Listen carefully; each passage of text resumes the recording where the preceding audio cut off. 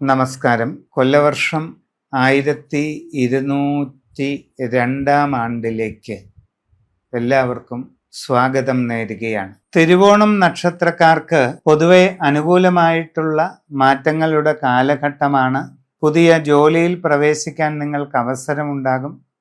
നല്ല ജോലി തന്നെ കിട്ടാൻ സാധ്യതയുണ്ട്. വിദേശ തൊഴിലിനു വേണ്ടി ശ്രമിക്കുന്നവർക്ക് അതിനും സാധിക്കും.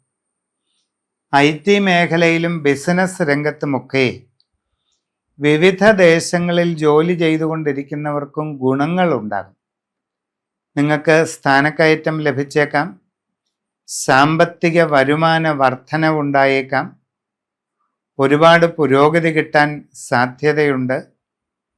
ജീവിത സൗകര്യങ്ങൾ കൂടുതലായിട്ട് ഉണ്ടാകാം. ദീർഘകാലമായി ഉദ്ദേശിക്കുന്ന നല്ല വാസസ്ഥാനം ലഭിക്കുന്നതിനും ഇടയുണ്ട്.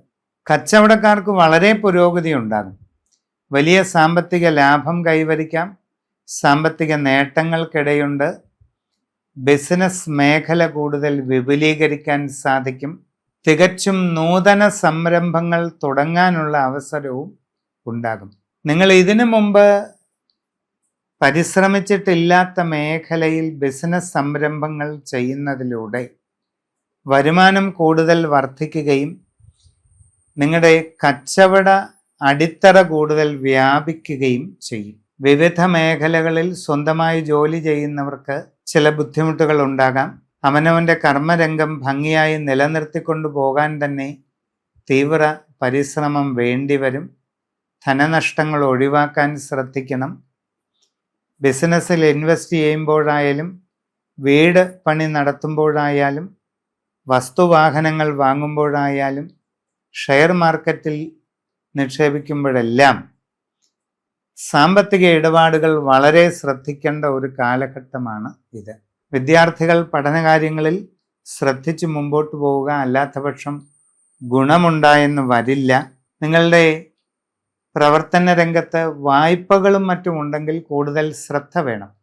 ലോണുകളും മറ്റും ബുദ്ധിമുട്ടാകാതിരിക്കാൻ ശ്രദ്ധിക്കണം.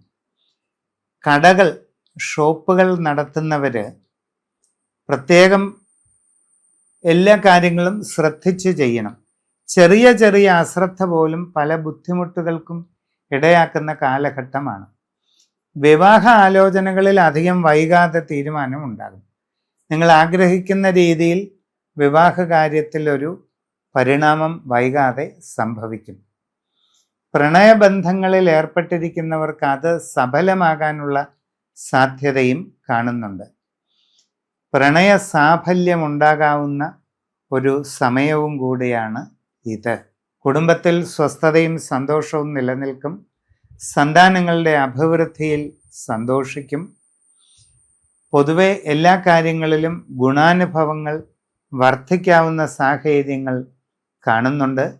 ആരോഗ്യകാര്യങ്ങളിൽ പ്രത്യേകം ശ്രദ്ധിച്ച് മുമ്പോട്ട് പോവുക. വാഹന ഉപയോഗം ശ്രദ്ധിച്ച് വേണം. സമഗ്രവും സമ്പൂർണവുമായ രാശിചിന്തയിലൂടെ ഉചിത പ്രതിവിധികൾ കണ്ടെത്തി അത് അനുഷ്ഠിച്ച് മുമ്പോട്ട് പോയാൽ എല്ലാ വിജയവും കാണുന്നു.